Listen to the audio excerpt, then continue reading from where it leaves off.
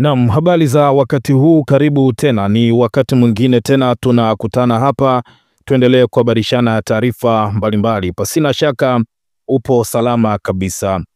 Waziri kiongozi wa baraza la mawaziri nchini Kenya, Musalia Mudavadi, ameunga mkono kauli ya Rais wa Tanzania, Samia Suluhu Hassan, kuhusu wanaharakati kutoka nje ya nchi kuingilia masuala ya ndani ya Tanzania, akisema kuna ukweli mkubwa katika hoja hiyo. Akizungumza katika mahojiano na kituo cha televisheni cha Citizen, Mudavadi amekiri kwamba Kenya, licha ya kuwa na uhuru wa maoni, imekuwa na changamoto ya kusamini mipaka ya heshima, jambo ambalo linaweza kuonekana kama kuvuka mipaka ya kidiplomasia. Sitaipinga kauli ya Rais Samia kwa sababu kuna ukweli ndani yake. Kuna kiwango cha matusi na ukosefu wa heshima ambao tunaushuhudia hapa Kenya, licha ya kuwa tuna uhuru wa kujieleza, amesema Mudavadi. Mudavadi alijibu swali kuhusu iwapo Kenya itaichukulia hatua za kidiplomasia Tanzania kwa kuwazuia baadhi ya wanaharakati wa Kenya kuingia nchini humo. Rais Samia anazungumzia watu kuvuka mipaka. Hiyo ni kweli. Tunavyoongea na kufanya mambo hapa Kenya, mara nyingine hatuna heshima, amesisitiza.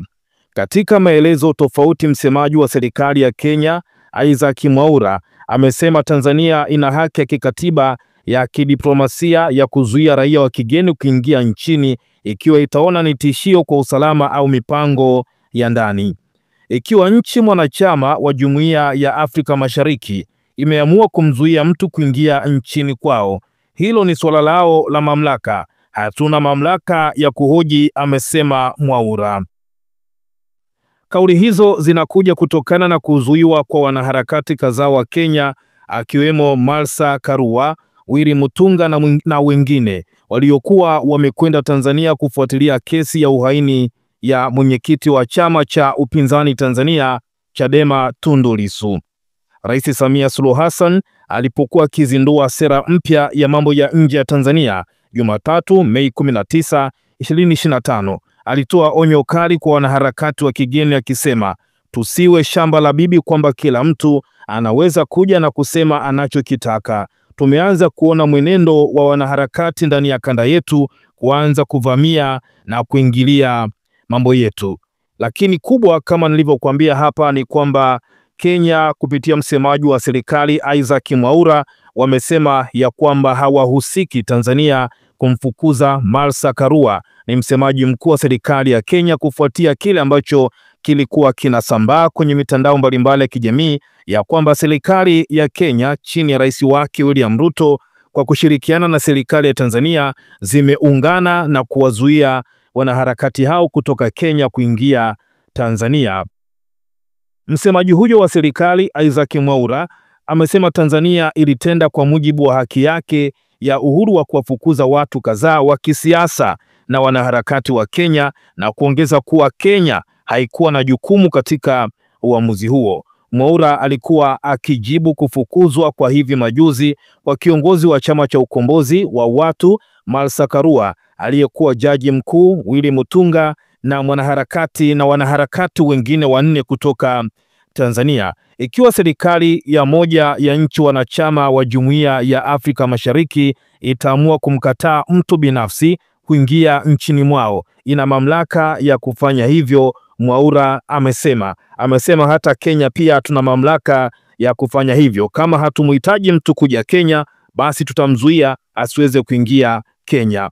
Amesisitiza kuwa serikali ya Kenya inaheshimu uhuru wa nchi wanachama wa Jumuiya ya Afrika Mashariki na haiingilii maamuzi yao ya ndani. Ikiwa wameamua hivyo, huo ni uamuzi wao. Hatujui kwa nini watamzuia mtu, na serikali ya Kenya haihusiki, aliongeza. Siku ya Jumapili, kama nilivyokuambia, Karua na wengine wawili walifukuzwa nchini Tanzania, wakati Mutunga pamoja na wanaharakati wa haki Hussein Haridi na Hanifa Adan walizuiliwa walipowasili katika uwanja wa ndege wa kimataifa wa Julius Nyerere jijini Dar es Salaam. Watu wamekuwa na maoni kadhaa baada ya taarifa hii kusambaa kwenye mitandao mbalimbali ya kijamii. Huyu anasema, Wabongo wanajiamini sana, lakini wajua wa Kenya wakiamua kufanya mishindilio hamtoweza. Lakini pia huyu mwingine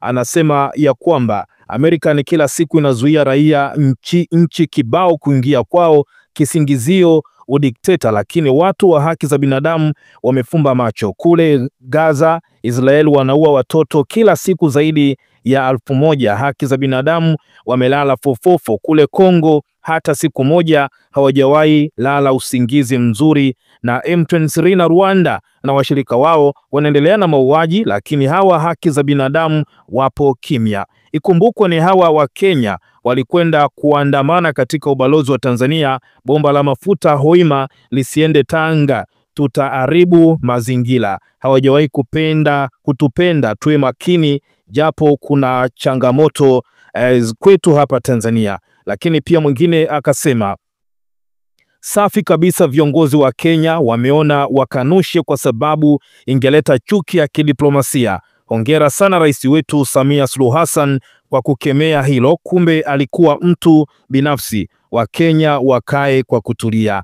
Lakini pia mwingine akasema bwana, hatutaki unafiki. Lakini pia mwingine akasema fauka ya kwamba akiwa na maana juu ya kwamba Kiswahili kitamu sana. Lakini pia huyu mwingine anasema huyu naye aongea akiwa juani, tuone yupo kama Manara tu, yupo hapa kumtetea Samia.